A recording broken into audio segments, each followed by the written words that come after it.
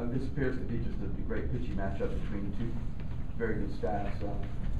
Like you discussed, Sonny Gray and then Grayson Garvin, and some of the arms they have on that side, including their closer. Impressive. Really, it's the way you have to describe this whole Vanderbilt team. And I think their pitching staff has gotten a lot of attention, deservingly so, for the numbers they put up, starting with Sonny Gray. But they're very good offensively as well. Defensively, certainly. But their team batting average is outstanding, especially in the SEC. It gets some outstanding players. And you look at the pitching numbers; they're incredible. Hits per innings, and it goes up and down. And again, it starts with Sonny Gray, with Grayson Garvin, Avery Moore. It goes on and on. So they're number one in the country and should be. And it'll be a very difficult challenge for us this weekend. Ray, a few weeks ago when you played Florida, you said there were almost had no weaknesses when they were number one in the country. Do you look at Vanderbilt and say that same thing? Why do we have to keep playing number ones? Well, you know, when we played Florida, they were playing well. They were doing really. They were outstanding in all facets of the game. And Vanderbilt right now appears to be even stronger. Certainly, as I mentioned, their offense is really good, and they got a better batting average in the league than they do outside of the league. And pitching seems to be very difficult to get to. So all the ingredients are in place for them to be a number one team now and weeks to come. So in order for us to do well this weekend, we got to get outstanding pitching. We have had outstanding pitching. Our guys have done well, and we've got to come up with some big plays and get some big hits. There's no doubt about it. Aaron Fitt asked me this morning what I really thought the key to the series was. I said, well, you never know in a series like this what the key will be. But if you press me for an answer, I'll probably tell you we got to show that we can score some runs against a formidable pitching staff that they have. When you look at the polls, there are three SC East teams right there in the top five. 1, 3, and 4, I think, with Florida as well. Besides the pitching that you spoke of, what makes these teams stand out from the rest of the SEC and really from the rest of the teams in the country? Yeah, I probably can't answer that. You probably heard me say this before, but in our league, every weekend I feel like you're playing the top 25 opponent. Some weeks it may be a little higher than top 25, maybe the top 5 or the top 10, but that's sort of the way we approach it. Everybody's good. You're not going to get a weekend off, and there's going to be some weekends that you're playing some very, very special teams, just like we have this weekend against the Commodores. So, I think that what sets us apart maybe is the league. The competition is so intense from week to week, and you take some bumps along the way, but it's a league that is very successful. We normally have 7, 8, 9 teams get in the postseason. We battle tested. We battle each other. Baseball is important in our conference to the coaches, players, and athletic directors and the president. So if you ask me what really makes our league what it is, I think it's those components. Sonny Gray is probably going to be a top 10 pick. What makes him so special, and how will you guys attack him? I wish I knew the answer to how you attack him. Not too many people apparently have figured that out. But he's an intense competitor. He's very athletic. I love watching him. Certainly not against us, but I love to see a guy like Sonny Gray on the mound. I oftentimes think about the players I see and the players that I coach, and I compare them to other people. He might be another Mike Leake, a kid out of Arizona State that's in the big leagues already. I don't think he spent any time in the minor leagues, as a matter of fact. Sonny Gray is very special. He's just got electric stuff. He's like a goalie, ball coming back through the middle. He'll catch it if you do hit it, but he can field bunts. He doesn't have any weaknesses, and he's got plus stuff. I mean, his breaking ball, his change up when he wants to throw it, it makes it very difficult to get to. You look at hits per inning, innings pitched. It's a difficult number. Ray, you've been on such a roll, winning 9 straight, 14 of 15. Now this week, dealing with a suspension, shutout by the Citadel. Is there a sense that momentum has stopped or maybe stalled this week?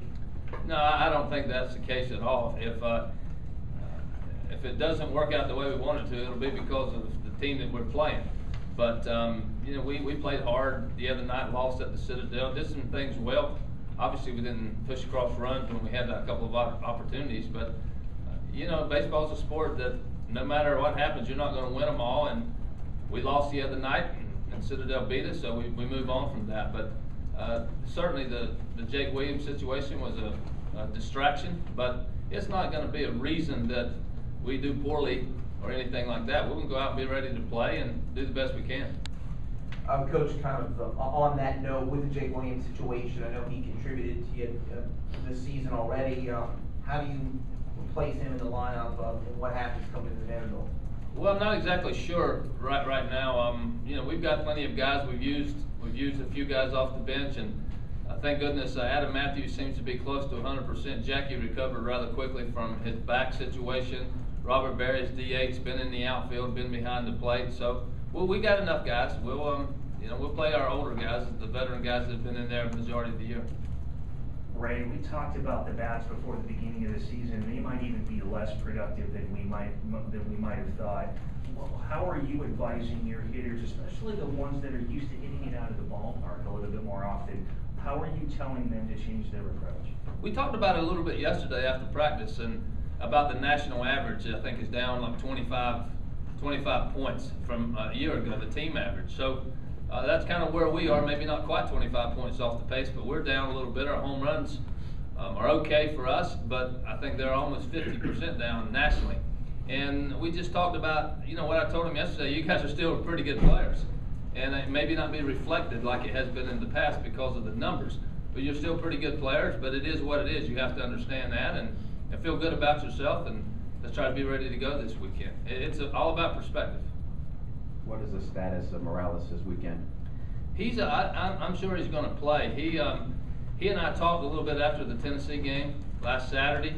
He's been battling a little bit, trying to stay in there. It's his wrist that's bothering him. And it doesn't bother him all the time. Certain swings get him a little bit. And he said to me after the Tennessee game, maybe I should take a week off. And I said, great. That's, you know, players tell you how they feel. And I said, that's fine. You just take the week off and try to be ready to go for the Vandy game on Friday. And that was the plan. And then about the time we got off the bus at the Citadel, I had my phone with me. I got a text from him. He's in the back of the bus. He texted me that put me in the lineup. We got close to the game, and he changed the way it felt. But I didn't play him. And he got me in the middle of the game. And he got me in the ninth inning. And I still didn't play him.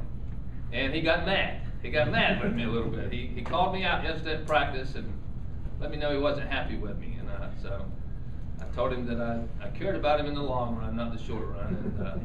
And so we worked it out. But he's a competitor. He's going to play, and hopefully he'll be okay. Ray, just to be clear, Williams is out this weekend? Probably. And just where are you looking at for Stephen Neff and his role this weekend? He should be okay for the bullpen. We're going to start the guys we've been starting, but he should be okay with that limited pitch count at the Citadel. Who knows? See how it works out. He felt good. He actually felt better as the game went on. I think he was a little timid at first, maybe a little cautious, but his velocity got better as he went. He hadn't been on the mound in almost a month. And for whatever it's worth, Stephen Neff is one of our better athletes on this team. And he's been activated as a position player. So he took some swings yesterday, and he's very athletic in the outfield with our depth being questioned a little bit. So if you happen to see him run out there, it won't be a complete shock. Ray, just curious, is this a natural lull with the bats, considering they are the new bats, you've had the injury, suspension, things like that? I mean, is it concerning at all to you? I know you mentioned it there off the top. Can you talk about the offensive production? Yeah, just, you know, the last week or so. Well, we've had some games. If you go back and look at our season, 32 games, and the players and I did this yesterday. If you go back and look, there's probably been 7 or 8 games where we've really kind of swung it pretty good. But that's all. We just haven't been a great team offensively, and I don't mean that in a way that we're a bad team offensively.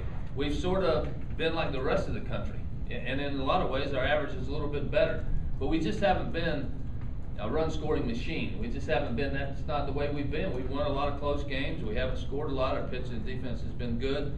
It's sort of who we've been. So you lose, and you get shut out. It gets magnified a little bit. But if you remember Kentucky, not a lot of runs. And then you go to Tennessee, not a lot of runs. And that's just, we scored enough to win. And you know, I'd like to get a few more certainly, but that's really who we've been. And we you know, we're striving to throw a few more runs on the board. Is there a sense that, you know, at some point Jackie's not a 285 hitter, that it's gonna come around for some of these guys? And that's what I showed yesterday. I said there's probably two guys in this dugout that may be happy with where they are right now numbers wise. And those two that I thought would say I'm okay didn't admit it either. So I didn't get a show of any hands when I said who's comfortable with where they are. So the good news is our guys feel like we're more capable offensively than we have been. But it wasn't a situation where I was putting pressure on them or telling them, hey, we've underachieved, we got to do better. It might be where we are in college baseball. It might be. I mean, if you look at the numbers nationally, at least at this point, that's where it is. That being said, our guys feel like we're maybe a little bit more capable than we've been. I don't think we're going to be scoring 10 runs a game, but maybe we can do a better job on the offensive side. Ray, you mentioned playing number ones.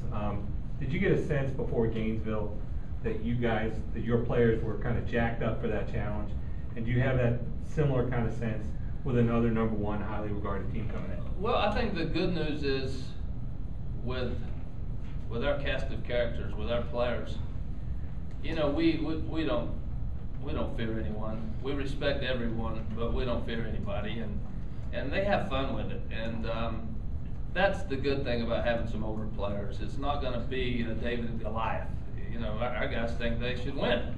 And are we playing a great team at number one? Absolutely, and deservingly so. But that doesn't mean you have to feel like it's an upset if you win a game. So our guys, that's good. That's a good thing for me as a coach, that you don't have to convince your players that we can do this. You know, we might be able to beat. I know they're great. We might be able to. They're not interested in hearing that kind of talk, and that's good for me that we have some older guys that have been there. You said probably a minute ago about Jake. Does that mean at some point before during the weekend that suspension could be lifted? Well, if it gets lifted, it would be lifted before tomorrow's game, because you have to designate a roster prior to the umpires meeting on Friday, and he's unlikely, but there's a couple of variables that could possibly make it possible for him to play. Is that your call? Not necessarily. Higher than you? Everybody's higher than me. I'm 5'0". All right. Over the last 11, 12 years or so, your teams have not lost more than 9 games at home. What makes playing here so special? I mean, is there some magic, or are the fans really do they help that much? I didn't know that statistic, but that's a good one I'll try to use in the future. We have a special environment. We always have had. Even, go back to Sarge Fry Field, and then we come over here with a few more people at Carolina Stadium. And the passion and enthusiasm of our fans make a huge difference. Our players really enjoy the friendly confines, and I think that's a combination of having some good players that enable you to defend your turf. And let's hope that will continue. Coach, you mentioned this real quick about Robert Berry and how he's able to fill and play 2 or 3, 4 different positions for you. How valuable a tool is that with a limited roster nowadays? Extremely valuable. We talked about it a little bit yesterday as a staff, and talked about our future recruiting. That if you can get a multi-positional player, you almost have to do it now with the numbers and limitations. That you can have a guy move around. I guess Robert's played first, third, left, and right, and behind the plate. He's been in 5 positions, and not many people can do that. So, extremely valuable. And, you can't have enough of those guys. Anything else?